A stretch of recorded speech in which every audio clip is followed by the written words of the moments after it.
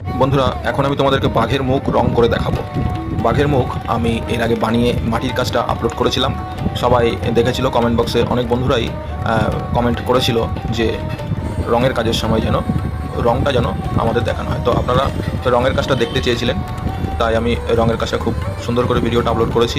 কিন্তু দুঃখের বিষয়, আমি এখানে যখনই আজকে কাজে আসি রং করতে, তো আসার পরে কি হলো, মেশিন দিয়ে কিছুক্ষণ কাজ করার পরে কম্প্রেসার মেশিন ডিস্টার্ব করে। মেশিন ডিস্টার্ব করার কারণে আমার হাতেই রং করতে হয়।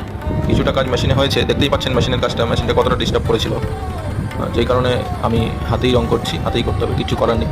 আর জায়গাটা কেমন রোদ আছে সেটা দেখতেই পাচ্ছেন, এই চৈত্র মাসের রোদে জায়গাটা। এখানে ছাওয়ার কোনো ব্যবস্থা উপরে করা যায়নি, কারণ ঠাকুরটাও বড় মাপের ঠাকুর, সেখানে ছাওয়ার ব্যবস্থাটা করা যায়নি এখানে। তো আমার রোদেই কাজ করতে হয়েছে। যাই হোক, সব মিলিয়ে কষ্ট করে করতে হবে, কাজ মানেই একটু পরিশ্রম। তো সেখানে আমি বাঘের মাথাটা রং কীভাবে করছি শুরু থেকেই তোমাদেরকে পুরো ভিডিওটা আমি দেখাচ্ছি। সেই কারণে অনেক কষ্টে মোবাইলটা আমি ফিট করেছিলাম, ফিট করে আমি যাতে করে পুরোপুরি ভিডিওটা আপলোড করতে পারি এবং তুলে ধরতে পারি এখানে ফেসবুক প্ল্যাটফর্মে। তো যাই হোক, সব মিলিয়ে বাঘের মুখটা আমি আস্তে আস্তে কমপ্লিট করেই ফেলছিলাম।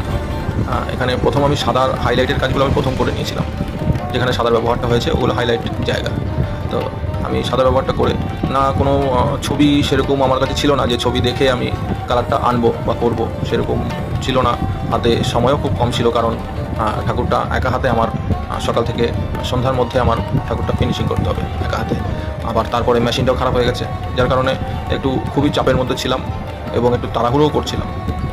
যতটা স্পিড তোমরা দেখতে পাচ্ছ, এতটা স্পিড অবশ্য ছিল না। আমি একটু ভিডিওটা যাতে বেশি বড় না হয়ে যায় তার কারণে স্পিডটা করে নিয়েছি। তো আমি কালোর কাজটা কীভাবে করছি, বাঘের গায়ে রয়্যাল বেঙ্গল টাইগার ডোরা কাটা দাগ, সেই ডোরা কাটা দাগগুলো আমি আস্তে আস্তে ফুটিয়ে তোলার চেষ্টা করছি।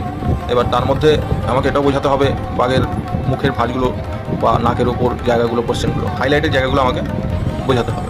তো সেইভাবে আমি কালোর কাজটা প্রথম সাদার কাজ করে নিয়েছি, তারপর কালো, ব্রাউন এবং নানান ধরনের কালার এখানে পড়বে। যেমন বাঘের মুখে পুরোপুরি একদম ন্যাচারাল অরিজিনাল বাঘ তো আমি করতে পারবো না, তো যেটুকু পারি একটু চেষ্টা করবো যাতে মানুষজন দেখে যাতে এটা বাঘ বলে, অন্য কিছু না বলে।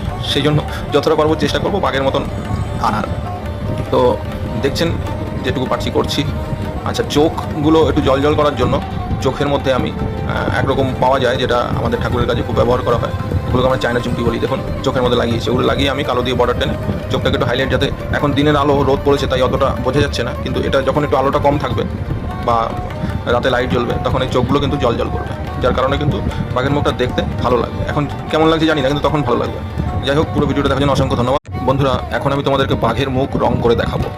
বাঘের মুখ আমি এর আগে বানিয়ে মাটির কাজটা আপলোড করেছিলাম।